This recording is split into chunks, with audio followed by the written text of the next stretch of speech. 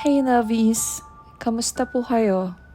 Ang kwentong ibabahagi ko ay karanasan ko bilang isang negosyante. Sa mga mahilig magnegosyo, mabuting mapakinggan nyo ang kwentong ito.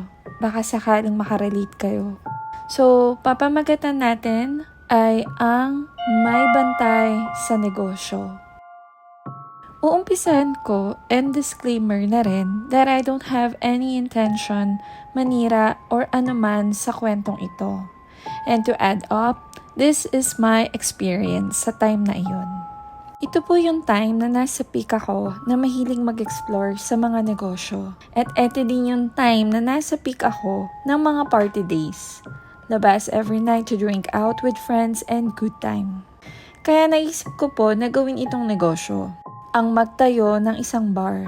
May mga kasama ako sa business po na ito at hindi ko na rin i-disclose ang kanilang mga names. Isasama ko din yung location pero hindi ko po sasabihin kung ano yung exact address. And if gusto nyo po ng clue, pwede ko po masabi na nasa Kamanava area ito.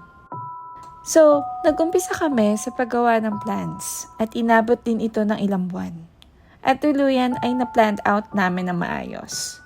Dumating yung time na nag-umpisa kami na mag-construct at nauna doon ay ang pag-purchase ng mga unang materials na gagamitin po namin sa negosyo. So, sa unang araw ng plano, gabi na i-deliver yung mga material. At since paumpisa pa lang, ang paggawa ay wala pang source of electricity. Kaya naging source ng ilaw namin ay yung mga headlights ng aming mga sasakyan. Dito ko unang na-encounter ang hindi ko sinasadyang makita. Dun sa madilim na part ng place na iyon, ay may nakita akong shadow na tila hulma ng isang tao. Walang tao sa part na iyon or dun ko siya maihahalimbawa. Pero hinayaan ko lang na baka namalikmata lang po ako. Sa mga sumunod na ilang araw ay naging normal naman at mas may paunti-unting progress na rin ang aming negosyo. Isang araw, nasa may office ako na kasama ko yung isang kasamahan namin. Nasa tabi ko siya at meron din inaasikaso. At ako naman ay nag-edit at gumagawa ng logo namin ng negosyo. Doon pala sa may gilid ay meron kaming altar ng aming paniniwala. Catholic kami at meron ding Chinese. So meron po yung offerings like sampagita, coins at kung ano-ano pa po. So habang nakaupo sa office ay biglang mayroong bumagsak sa floor. At bumagsak ang isang barya or coin. Nagkatinginan kami ng kasama ko. At kita sa itsura namin ang gulat at buong taka na kung paano nangyari ang pagbagsak ng isang coin sa floor. Isa pa lang ito sa mga nakakagulat, nakakakilabot at nakakapagtakang mga pangyayari. Dahil marami po ang hindi maipaliwanag na nangyari sa mga susunod. Andito yung nag-aayos kami ng mga tables and chairs. Habang ginagawa yon, ay kasama ko ang kasamahan kong mga partners ng negosyo namin. Kumakanta ako at alam nyo na yung kantang nag-enjoy lang kasi habang may ginagawa. Pero bigla akong napahinto kasi biglang may naglaglagan dun sa mga materials ng mga ginagawa naming tables and chairs. Sabi pa ng mga kasama ko noon, siya naman daw ang kakanta at titignan niya kung merong kakaibang mangyayari. Sabi niya, ba't ganun? Wala. Mukhang gusto ka nun at nagpaparamdam at sagot ko naman ay, lawag naman po ate. Isa pa dito pa pala, yung time na andun ako sa sasakyan ko at nagpapahinga at nakatulog. Kasi mukhang masama yung pakiramdam ko sa dami ng mga inasikaso. Kaya nag-decide ako nun na umidlip at magpahinga muna sa loob ng sasakyan. So, ito na nga, nakaharap po pala yung car sa pader. Usually kasi, ayoko na nakaharap sa pader yung sasakyan. Gusto ko po paharap palabas palagi yung car sa gate. Para kung meron mang kailangan takbuhin, mabilis nang lumabas at hindi na magmamaneobra. Yung time na yon, napunta siya sa dulong part ng pader. Dahil ay may mga in-unload na mga gamit, yung pickup na SUV at hindi yung sedan yung gamit ko. Kaya mas efficient siyang gamitin sa mga oras na iyon. Going back, nagpapahinga na po ako nun. At naramdaman ko na naglalaro at hinahanap ako ng mga kids ng mga anak ng mga kapartner ko sa business. Nadinig ko sila at ilang minutes ay may nadinig ulit ako. Yung sumunod na nadinig ko ay boses ng isang babae. Babae na para bang may binubulong sa akin. Apakalapit. Apakalapit sa akin. Parang nasa tabi ko lang. Bigla akong binukas ang aking mga mata at bumaba agad ng car at tinawag ko na rin yung mga kids. Nagpatay mali siya na lang na as if wala akong nadinig. Dito ko na-realize na ito ba yung sinasabi sa akin ng mga kasama ko na babae daw yung nararamdaman nilang nagpaparamdam? Yung mga sumunod pa, yung nag-interview ako ng mga staff or aplikante. Isa-isa kong kinausap ang mga aplikante.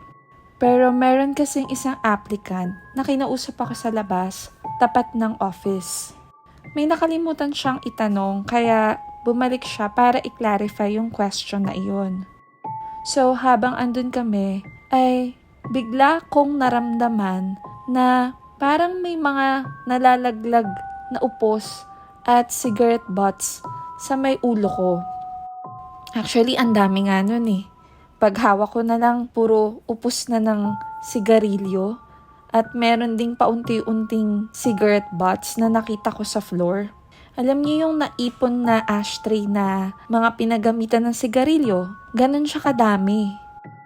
Nagulat nga kami nung applicant at napatingin bigla sa taas. Nakita namin na walang tao. Sigurado kami pero bigla ako nilapitan ng isang aplikante. Sabi niya, "Ma'am, huwag kayong magugulat ha. Fully open kasi yung regalo ko eh, or yung gift ko. Pero nakita ko dun sa second floor na may tao. Lalaki, mapulang-mapula yung mga mata niya at nakatingin sa'yo. Sa tingin ko, may gusto po ito sa inyo. Siya po yung naglaglag sa'yo ng mga upos ng sigarilyo." Sa mga sumunod na araw ay napakadami pang experience ang hindi ko maipaliwanag. Kaya naman, nakwento ko yung isa sa mga experience ko sa mami ko. Kaya napapaisip na rin ako at nararamdaman ko at nagtataka pa rin ako bakit parang hindi lang din iisa yung mga nagpaparamdam. Kaya't naman nag-decide na rin yung mami ko habang napakinggan niya yung mga kwento ko na pumunta kami dun sa isang friend niya na may knowledge sa mga kanyang kakayahan or gift. Naniniwala ako sa mga gifts na meron ang bawat tao. Merong certain strength, meron na kakayahan na mas malakas, at iba-iba pa.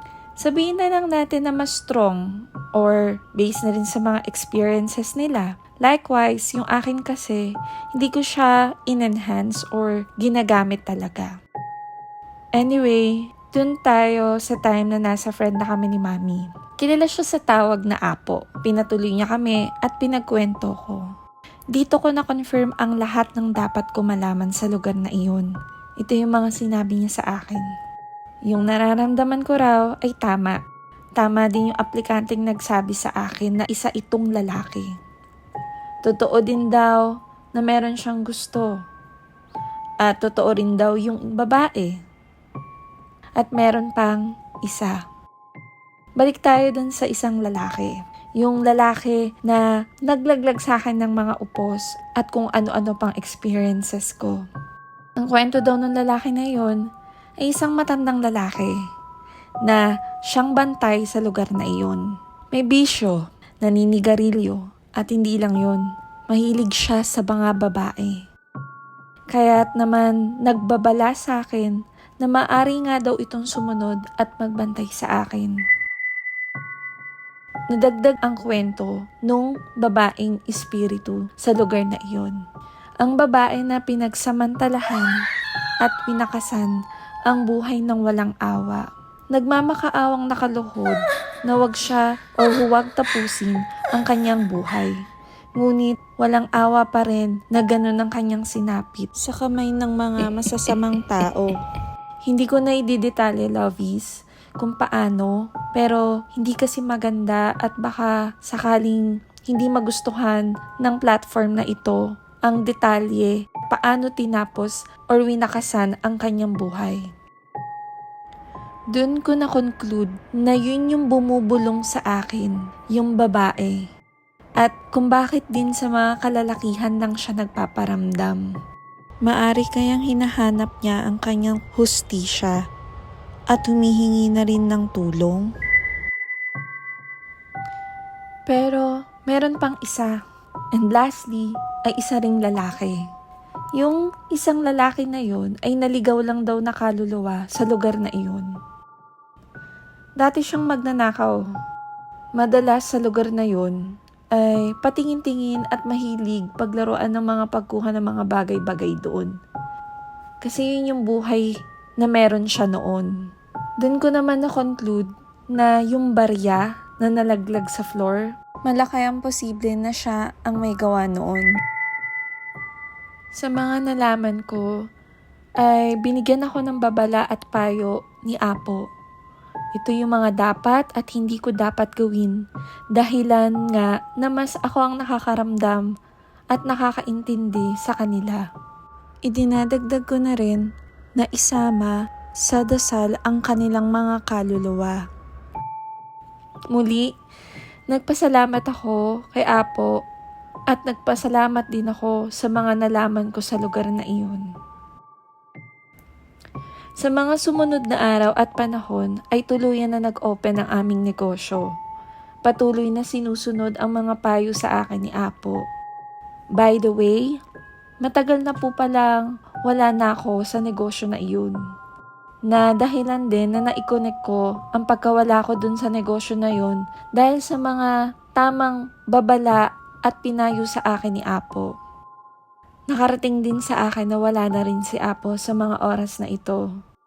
Ganun pa din, malaki ang pasalamat ko sa kanya na naging gabay din siya at mga naitulong niya sa akin.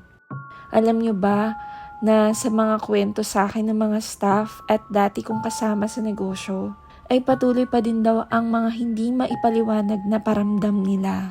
Lalo na raw nung umalis ako. Nakaramdam sila na mas naging aggressive ang pagpaparamdam ng tatlong espiritu o bantay sa lugar na iyon. This and here my story sa pamagat na may bantay sa negosyo. And I hope you enjoy this story. I invite you to share your stories na rin at masaya akong i-share ang kwento nyo sa channel natin. And again, please hit the like button and subscribe to our channel. Till to my next story, lovies, and stay safe.